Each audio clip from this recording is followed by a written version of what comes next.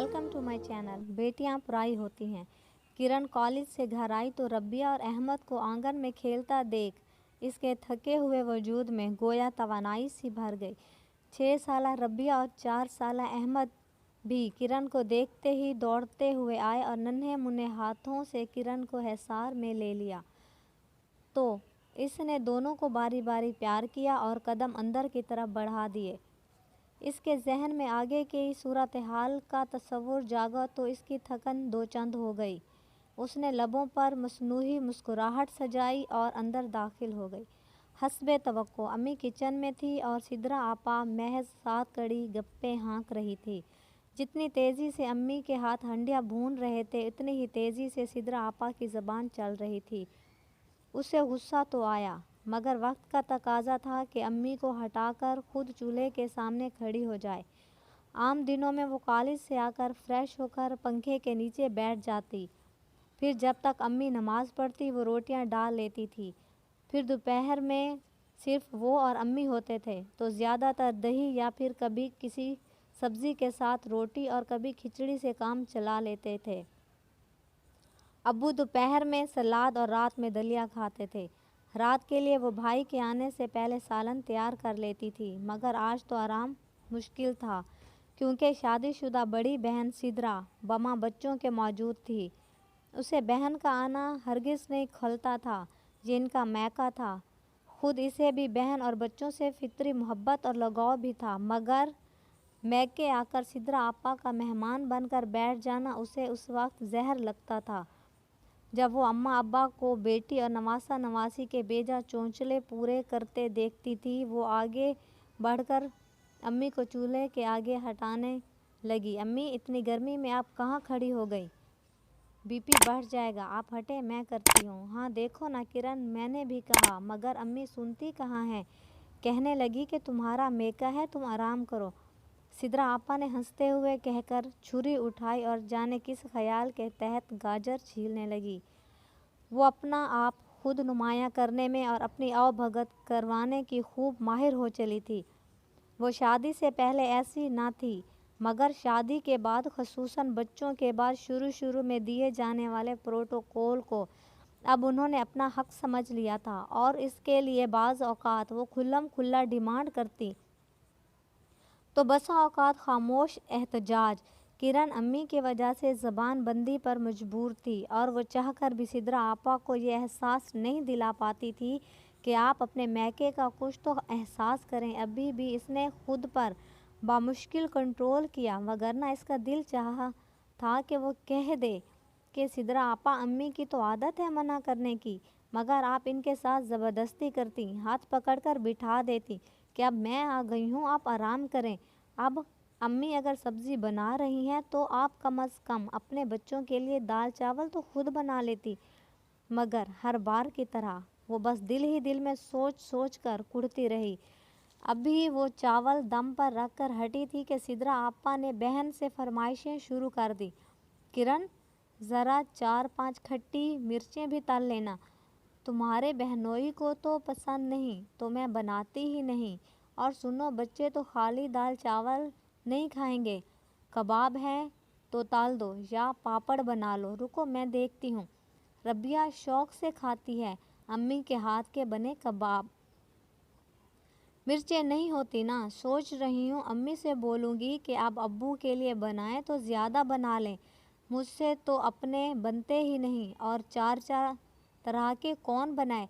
अहमद को चिकन के पसंद है तो तुम्हारे बहनोई को शकम पूरी और रबिया को ऐसे बग़ैर मिर्चों वाले। उन्होंने 6 कबाबों में से 4 निकाले और सामने रखे फ्राई पैन में डाल दिए जिसमें किरण ने मिर्चें तलने के लिए तेल डाला था। चलो मैं ज़रा बच्चों को देखूं क्या कर रही हैं और हाथ मुंह धुलवाऊं, नहीं तो यूं ही बैठ जाएंगे खाने के लिए। वो कहते हुए बाहर चली गई। किरण ने इनकी पुश्त को देखकर हत्तुल मकदूर ज़बान बाहर निकाली और फिर मिर्चों को चाक करने लगी। किरण को सिद्रा आपा से कतन कोई बैर न था।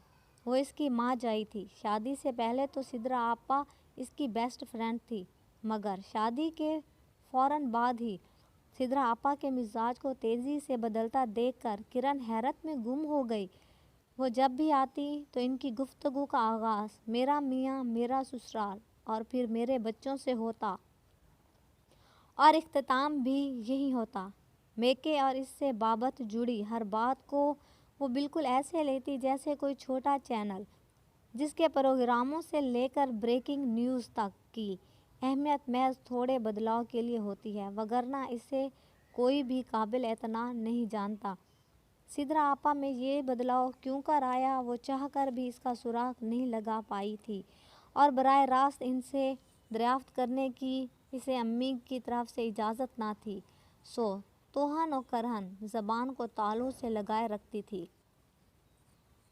لیکن زبان سے زیادہ آنکھوں اور کانوں کو پابند کرنا مشکل ہے، سو اس کے ساتھ بھی یہی تھا، اور سدرا آپا کے مزاج کے اسرار بھی یوں کھلتے کہ اسے حیران کر کے ہی چھوڑتے تھے۔ ابھی بھی دوپہر کے کھانے پر انہوں نے بچوں کے نام پر کباب نکال کر اور پھر بچوں کے ذرا سے پس و پیش پر انہیں نانا ابو کے حوالے کی دھمکی دی، اور پھر رات کے کھانے پر ابو سے بولیں، ابو اب آپ بھی نمٹیں اپنے نواسہ نواسی سے، پتہ ہے مجھے آپ پیزا منگوا کر دے دیں گے فوراً اور یہ آپ کے قابو میں آ جائیں گے۔ یہاں آ کر تو یہ سنتے ہی نہیں میری، اب آپ جانیں، اور وہ یہ کہہ کر رخ موڑ کر بیٹھ گئیں، اور بچے تو گویا آپا کے بدلتے مزاج کے تمام اشاروں سے واقف تھے، فوراً نانا کے گرد ڈیرا ڈال لیتے اور شور برپا کر دیتے، نانا ابو پیزا، نانا ابو پیزا، اور پھر ابو کو پیزا کا آرڈر کرتے ہی بنی اور کرن انہیں گیٹ پر 1000-2000 کی کیش پیمنٹ کرتے دیکھ کر ہمیشہ کی طرح کڑھتی رہتی کہ جانے اب ابو اپنی اور امی کی دواؤں اور گھر کے راشن میں سے کس چیز کی کٹوتی پہلے کریں گے۔ ایسا نہیں تھا کہ سدرا کو باپ کی فکر نہیں تھی، وہ ماں سے ان کے ڈاکٹر کے ہاں جانے اور چیک اپ کی تفصیلات لینا کبھی نہیں بھولتی تھی، ماں کو اپنا خیال رکھنے کی تاکید کرنا بھی ہرگز نہ بھولتی تھی، بس بھولتی تھی تو یہ کہ ان کی شادی کے بعد ابا ریٹائر ہو چکے ہیں، اماں کی بڑھتی عمر اور گرتی صحت کے باعث وہ جلد تھکن اور پھر ڈپریشن کا شکار ہو جاتی ہیں، اور سب سے بڑھ کر کہ یہ محض پینشن کے بلبوتے پر انہیں کرن نامی فرض سے بھی سب کو دوش ہونا ہے، اور رہ گئی بھائی کی تنخواہ، وہ سب راشن، بلوں اور دوسرے خرچوں کی نظر ہو جاتی تھی، اور اسے بھولنے کی عادت کے باعث وہ کئی بار کی طرح اس رات بھی جب کھانے کی میز پر بیٹھی تو ہمیشہ کی طرح ماہرانہ انداز میں چونکتے ہوئے بولی، ارے ہاں امی، ایک ضروری بات کرنی تھی، وہ سمینا کے سسرال کی دعوتیں ختم ہو گئیں،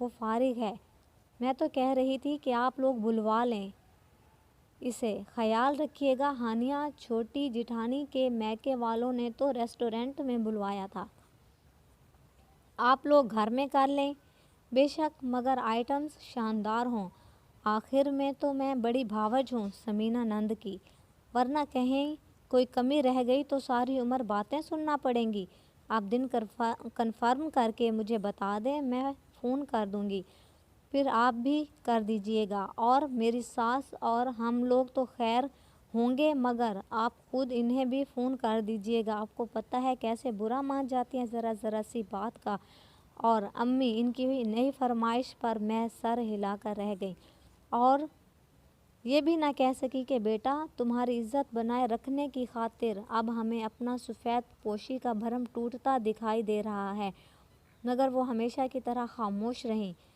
مگر ان کے اور بچوں کے سو جانے کے بعد کرن امی کے کمرے میں چلی آئی جہاں وہ عشاء کی نماز سے فارغ ہو کر تسبیحات میں مصروف تھی، وہ ماں کے پاس آ کر ان کے پہلو میں بیٹھ گئی اور دل میں مچلتے لفظوں کو لب پر آنے کی اجازت دے دی، امی آپ سدرا آپی کو سمجھاتی کیوں نہیں؟ وہ کئی بار کا سوال دوبارہ کر بیٹھی، بیٹا تمہیں لگتا ہے کہ اس کی عمر ہے سمجھنے کی؟ ان کا جواب بھی وہی پرانا تھا، کیوں امی، اب تو وہ پریکٹیکل لائف میں آ گئی ہیں، اب انہیں ہمارے مسائل صحیح طور سے سمجھنے چاہیے، ہمارے حالات کوئی ڈھکے چھپے تو نہیں ان سے، آپ مجھے بھی کچھ کہنے نہیں دیتی ورنہ۔ وہ رکی، نہیں کرن تم کچھ نہیں کہو گی، یہ اس کا مائکہ ہے، وہ یہ سب ہمیں اپنا جان کر کہتی ہے، حیرت ہے امی، अपने तो दिल का हाल बिना कहे जान लेते हैं, और वो तो बेटी हैं। वो जज्बाती होने लगी।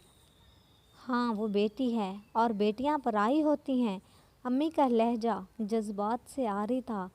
वो ये कहकर आंखें मूंद कर लेट गई और किरण पर गोया सख्ता तारी हो गया। वो चाहकर भी इनके बयान की तरदीद नहीं कर सकती थी, क्योंकि ऐसे में इनके अल्फाज लाख जज्बात का जामा पहन लेते, लायानी रहते।